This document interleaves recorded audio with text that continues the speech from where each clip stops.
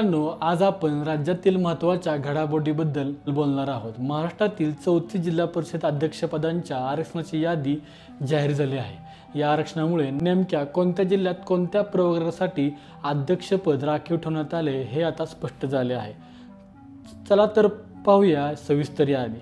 ठाणे जिल्ह्यासाठी सर्वसाधारण महिला, पालघरसाठी अनुचित जमाती, रायगडसाठी सर्वसाधारण, रत्नागिरी नागरिकांचा मागास प्रवर्ग महिला, सिंधुदुर्ग सर्वसाधारण, नाशिक सर्वसाधारण, धुळे नागरिकांचा मागास वर्ग महिला, नंदुरबार अनुसूचित जमाती, जळगाव सर्वसाधारण, अहिल्यानगर अनुसूचित जमाती, पुणे सर्वसाधारण, सातारा नागरिकांचा मागास प्रवर्ग महिला, सांगली सर्वसाधारण महिला, सोलापूर नागरिकांचा मागास वर्ग, कोल्हापूर सर्वसाधारण महिला, छत्रपती संभाजीनगर सर्वसाधारण, जालना नागरिकांचा मागास वर्ग महिला, बीड अनुसूचित जाती महिला, हिंगोली अनुसूचित जाती, नांदेड नागरिकांचा मागास प्रवर्ग, धाराशिव नागरिकांचा मागास वर्ग महिला, लातूर सर्वसाधारण महिला, अमरावती सर्वसाधारण महिला, अकोला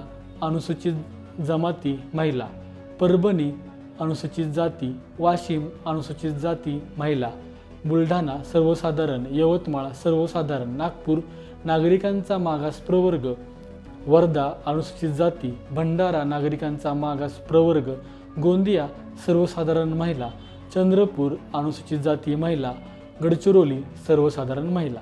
या यादीनुसार अनेक जिल्ह्यांमध्ये महिला आरक्षण लागू झाले आहे। अनुसूचित जाती, अनुसूचित जमाती, नागरिकांचा मागास वर्ग यांना सुद्धा प्रतिनिधित्व देण्यात आले आहे। या आरक्षणामुळे स्थानिक राजकारणात मोठ्या प्रमाणावर बदल होण्याची शक्यता आहे। आगामी जिल्हा परिषद निवडणुकीत कोणत्या पक्षाला फायदा होणार आहे आणि कोणत्या जिल्ह्यात चुरशीची लढत होणार आहे याकडे सगळ्यांचे लक्ष लागले आहे। हा व्हिडिओ केवळ माहितीपर उद्देशासाठी तयार केलेला आहे। यात दिलेली माहिती अधिकृत शासकीय स्रोतांवर आधारित असून कोणत्याही प्रकारचे राजकीय मत किंवा प्रचाराचा हेतू नाही। मित्रांनो, हा व्हिडिओ आपणास आवडला असल्यास लाईक, शेअर आणि सबस्क्राईब करा आणि अशाच माहितीपूर्ण व्हिडिओसाठी आमच्या चॅनलला सबस्क्राईब करायला विसरू नका। धन्यवाद।